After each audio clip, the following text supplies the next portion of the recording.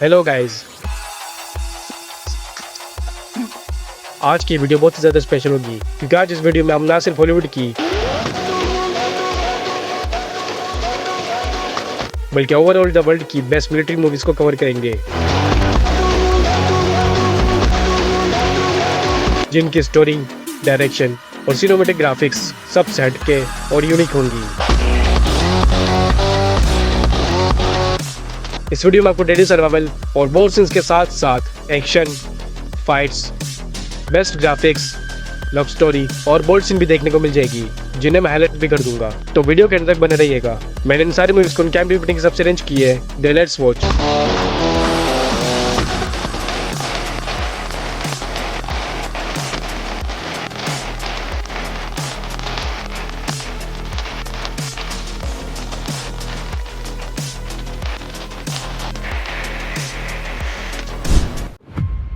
Number 10 पर है battalion. Movie का कॉन्सेप्ट होता है कि एलियंस अर्थ में आ जाते हैं और पूरी दुनिया में कब्जा करने के लिए हमला शुरू कर देते हैं, जिनके अगेंस्ट में और मुंह तोड़ जवाब देने के लिए यूएस आर्मी अपनी फौज भेज देती है और ऐसे ही एलियंस की और ह्यूमंस की वॉर शुरू हो जाती है। मगर ह्यूमंस ये वॉर कैसे जीतते हैं और एलियंस की कमजोरी का पता लगाते हैं, ये तो आप मूवी के देखकर जानिए। ये एक लो बजट वाली मूवी है, मगर इसकी स्टोरी और वीएफएक्स मस्ट वॉच। यह मूवी रिलीज हुई थी 2018 में और ये 2.1 IMDb रेटिंग के साथ हिंदी में अवेलेबल है। Number 9 stealth.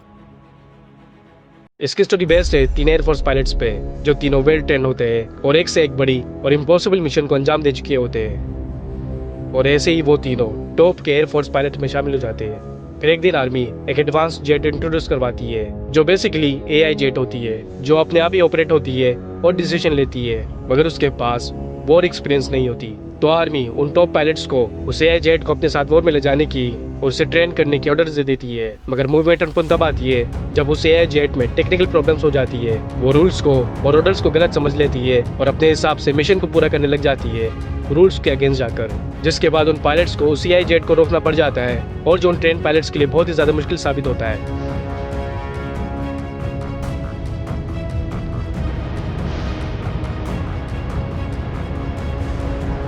इस मूवी की स्पेशलिटी इसकी best VFX, action, adventure, advance technology और लव स्टोरी।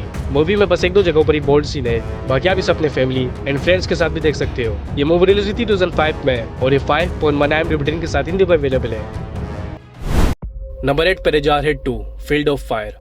इसके 3 पार्ट्स आ चुके हैं, जिसके फर्स्ट पार्ट को मैं अपने मिलिट्री वीडियो के पार्ट 1 में कवर कर चुका हूँ, मगर इसकी सेकंड पार्ट की स्टोरी एंड सिनेमैटिक ग्राफिक्स कमाल की है, जिसकी वजह से इसकी सेकंड पार्ट एक अलग वीडियो डिजर्व करती है। मूवी शुरू होती है एक कॉर्पोरल की टीम से, जिन्हें एक एंटी तालिबान वुमन को सही सलामत एक सेफ प्लेस में पहुंचाने का मिशन दिया जाता है, क्योंकि वो वुमन एजुकेटेड होती है और तालिबानियों के खिलाफ आवाज उठा रही होती है, जिसकी वजह से वो अफगानी तालिबान उसे मारने की कोशिश में होते हैं। मगर मूवी के एक्शन और डेडली सर्वाइवल सीन तब शुरू होती है जब कुछ तालिबानियों की टीम उन पर अटैक कर देती है, उनके मिलिट्री व्हीकल्स को डिस्ट्रॉय कर देती है और अब वो मिलिट्री टीम बिना किसी कम्युनिकेशन के और बिना बैकअप के तालिबानियों के इलाके में फंसे हुए होते हैं। तो फिर कैसे वो मिलिट्री टीम उस वुमन को बचाते हैं और कैसे तालिबानियों की इलाकों से उसे सही सलामत सेफ प्लेस में पहुंचाते हैं, ये जानने के लिए आपको देखनी पड़ेगी मूवी। इस मूवी की स्पेशलिटी है इसका action, survival and war, and मैं आपको इसे पर्सनली देखने का सजेस्ट करूंगा। यह मूवी रिलीज हुई थी 2014 में और ये 5.5 IMDb रेटिंग के साथ हिंदी में अवेलेबल है।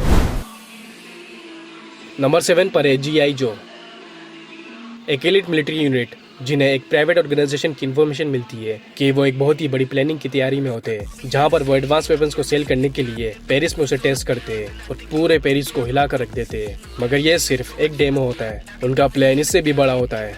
तो उन्हें रोकने के लिए एलिट मिलिट्री एक स्पेशल फोर्स की टीम बनाती है और special and high skill soldiers को ऐड करती है, ताकि वो उन ऑर्गेनाइजेशन के वेपन्स का पता लगा सके और उन्हें रोक सके, जिसके लिए मिलिट्री उन्हें भी एडवांस वेपन्स देती है उनकी एडवांस टेक्नोलॉजी के खिलाफ। निंजा कॉम्बैट के बदले निंजा कॉम्बैट और एडवांस वेपन्स के बदले एडवांस सूट।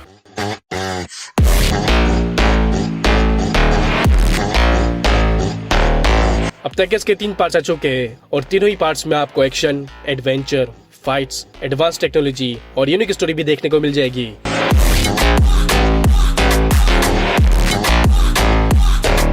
तो उसे आप मिस मत कीजिएगा और मेरे हिसाब से इसे नंबर 2 के लिस्ट में होनी चाहिए थी। इसकी फर्स्ट पार्ट रिलीज हुई थी 2009 में और ये 5.7 IMDb रेटिंग के साथ हिंदी में अवेलेबल है।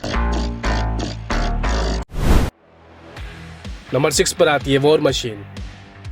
मूवी बेस्ड है मूवी के मेन कैरेक्टर ग्लेन मेमोहन पे, जो यूएस आर्मी के जनरल होते हैं और बहुत ही ज्यादा स्ट्रिक्ट, एक्सपीरियंस और ईमानदार जनरल। मगर एक चीज और कि वो बहुत ही ज्यादा कमिटेड होते हैं, जिन्हें किसी भी बात के लिए मनाना और एग्री करवाना बहुत ही ज्यादा मुश्किल होता है, मगर उनके डिसीजन हमेशा सही ही होते हैं, जिसके लिए उन्हें अफगानिस्तान भेजा जाता है ताकि वह अफगानिस्तान और अमेरिका के रिलेशन को एक भाईचारा में बदल सके और अफगानियों का दिल जीत सके। मगर वहाँ पर कई बागी भी होते हैं जिन्हें अमेरिकन पसंद नहीं, जिसकी वजह से जनरल ग्लेन का काम काफी ज्यादा मुश्किल हो जाता है। उन्हें कई सख्त फैसले लेने पड़ जाते हैं और रूल्स को ब्रेक करना भी, जिसकी वजह से उनके कुछ एनिमीज भी बन जाते हैं। उनकी ही कॉर्पोरेशन उनके खिलाफ हो जाती है और उन्हें प्रेसिडेंट को जवाब देना पड़ जाता है। मूवी में आपको ड्रामा, कॉमेडी और वॉर देखने को मिल जाएगी, जो बहुत ही अलग तरीके से दिखाई गई है।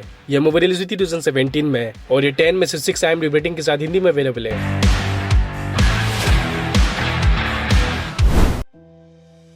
नंबर 5 पियर हार्बर।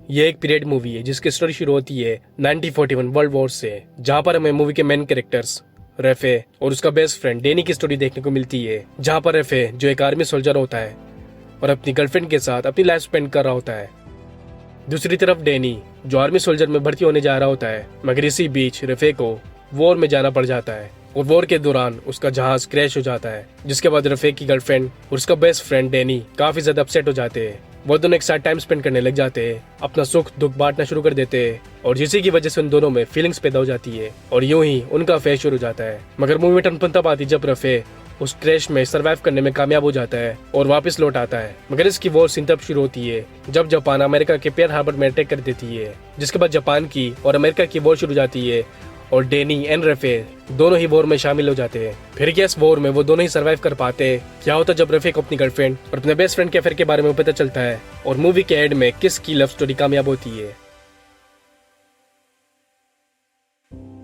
ये जानी कब इस मूवी में ये एक रियल वॉर पर इंस्पायर है, बट माइंड ब्लोइंग भी, जिस वजह से मेरे हिसाब से इसे नंबर 3 की लिस्ट में होनी चाहिए थी। आपको क्या लगता है? मूवी देखकर कमेंट सेक्शन में जरूर बताइएगा। यह मूवी रिलीज हुई थी 2001 में और ये 6.3 IMDb रेटिंग के साथ हिंदी में अवेलेबल है। Number 4 the east.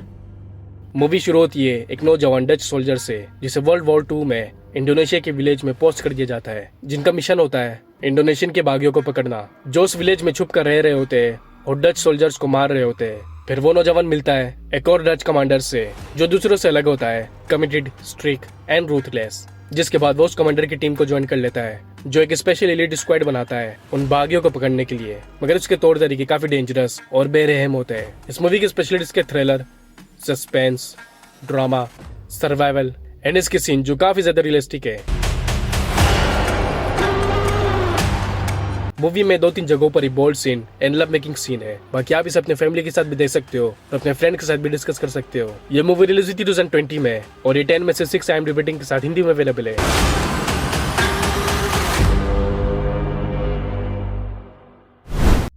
नंबर 3 पर आती है गाय रिचीज द कवेनेंट। इसकी स्टोरी होती है कि अमेरिका सोल्जर्स अफगानिस्तान में वॉर कर रहे होते हैं अफगानी टेररिस्ट के खिलाफ और उन सोल्जर्स के हेड होते हैं जॉन किनली। फिर उनकी टीम में एक नया एंटरप्रेन्योर ज्वाइन करता है, जो खुद अफगानी सोल्जर होता है, मगर किसी वजह से वो ब्लैकलिस्ट होता है और उसकी फैमिली भी।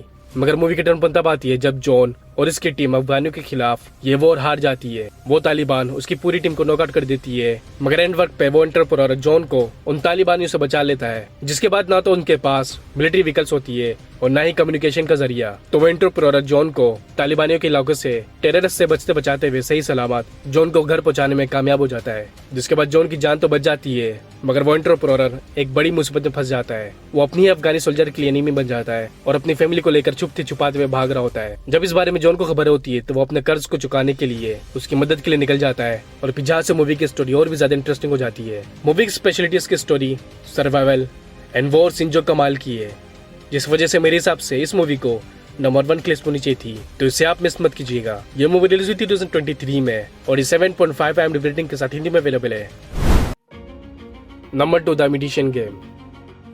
ये एक रियल लाइफ पे बेस्ड मूवी है जिसकी स्टोरी शुरू होती है वर्ल्ड वार 2 से, जहाँ पर मूवी के मेन कैरेक्टर एलन एक जीनियस मैथमेटिशियन होते हैं और जिनकी खासियत कि वो कोडिंग्स को इजीली डिकोड कर सकते हैं। फिर यूएस की आर्मी एलन से मिलती है और उन्हें अपने साथ जुड़ने का ऑफर देती है, जहाँ पर एलन को जर्मन कोडिंग को डिकोड करना होता है, जिसके जरिए यूएस की आर्मी जर्मन के हर प्लानिंग को और हमले को पहले से मालूम कर सके। तो फिर एलन अपनी एक टीम बनाने में जुड़ जाते हैं और बेस्ट में से बेस्ट कोडर्स को अपनी टीम में ऐड कर लेते हैं, जिसके बाद वो सब जर्मन्स की कोडिंग को डिकोड करने लग जाते हैं। मगर मूवी आगे जाकर काफी ज्यादा ट्विस्ट वाली हो जाती है, इसकी स्टोरी काफी ज्यादा क्रिटिकल हो जाती है, जिसके बाद ये मिशन और एलन की पर्सनल लाइफ काफी अप्स एंड डाउन हो जाती है।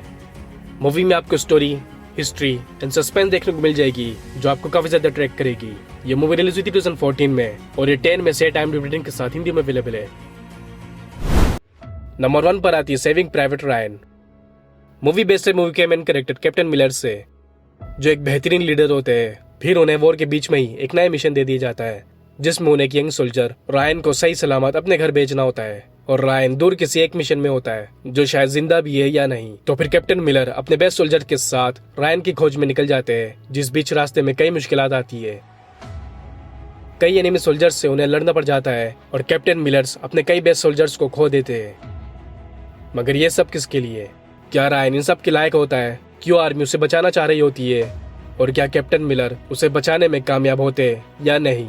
ये स्पॉइलर तो आप इसे देखकर ही जानिए। इस मूवी की स्पेशलिटीज के वॉर, सिनेमेटोग्राफिक्स, डेडली सर्वाइवल एंड इसकी स्टोरी जो आपको बोर नहीं करेगी, तो उसे आप जरूर देखेगा। मैं पर्सनल रिकमेंडेशन। ये मूवी रिलीज हुई थी 1999 में और ये 8.6 IMDb रेटिंग के साथ हिंदी में अवेलेबल है।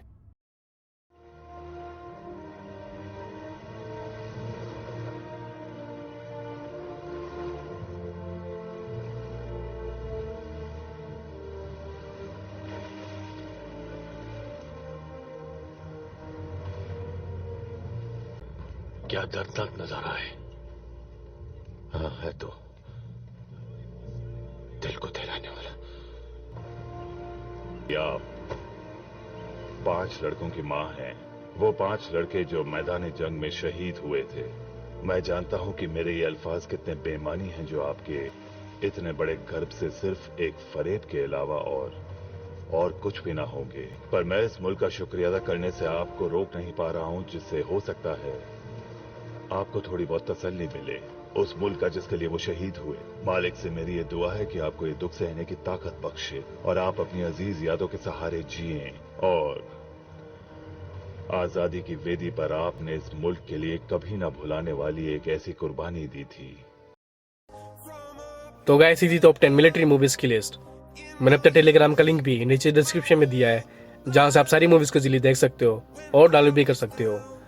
तो जाकर सारी मूवीज देखिए और अपना फेवरेट मूवी कमेंट सेक्शन में जरूर बताइए, और ये भी बताइए कि आपके हिसाब से कौन सी मूवीज को नंबर 1, नंबर 2 या नंबर 3 पर होनी चाहिए थी। और अगर आप हॉलीवुड की most beautiful and talented actress Jennifer Conley के फैन हो और इनकी सिर्फ बेस्ट मूवीज देखना चाहते हो जिसमें आपको action, sci fi, love story, comedy, war और इरोटिक मूवीज भी देखने को मिले, तो फिर हमारी video 15 best of Jennifer Connelly movies की लिस्ट आपके लिए बेस्ट है। अब मिलते हैं नेक्स्ट वीडियो में, तब तक के लिए टेक केयर।